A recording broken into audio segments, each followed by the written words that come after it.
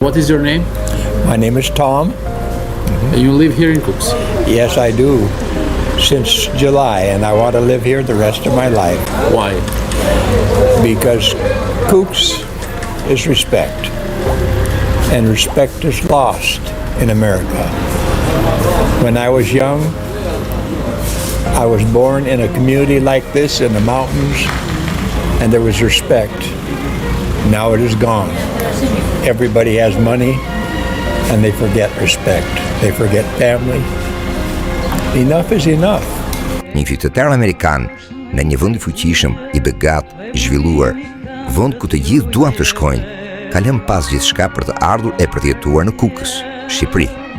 Jo për biznes, jo për politik, jo për turizëm, por pse erdhi pikërisht në Shqipëri, në një cet të Europës që shpesh quhet e harruar, sepse këtu në vendin tonë të vogël, ai ka parë diçka që shumë prej nesh si shqiptar nuk arrin t'i dallojnë më, vlerat njerëzore.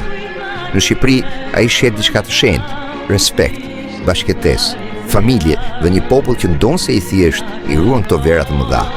Ndërkohë në Perëndim, humbja këtyre virtyteve është një paralajmërim i hershëm biblik. Duhet ta dish se në ditët e fundit do të vinë kohë të vështira. Njerëzit do të jenë vetdashës, lakmitar parash, burravec e mendje mëndhenj. Ata do të fyejnë Perëndim dhe nuk do të bindën prindërve. Do të jenë mosminjohës, të pafe. 2 Timoteu 3, vargjet 1-2. E pra, sot në kohët moderne, njerëzit maten sukses me pasuri, jo me karakter. Përpiqen të fitojnë botën, por humbasin shpirtin. Kjo ndodh kur një shoqëri e vendos para mbi Zotin.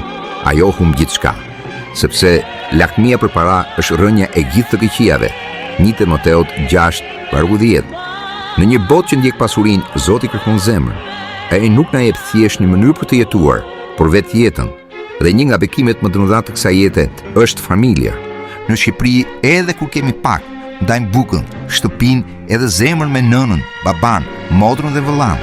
Shqiptarët historikisht kanë jetuar me nder, mikpritje dhe bes, miku shishenj, plaku nderohet, gratë mbrohen, fjalët peshojnë. Këto nuk janë vetëm tradita, janë vlera biblike, janë trashëgimi hyjnore. Prandaj, si shqiptar nuk duhet të tuplohesh për ato cilësi që Zoti na ka bekuar.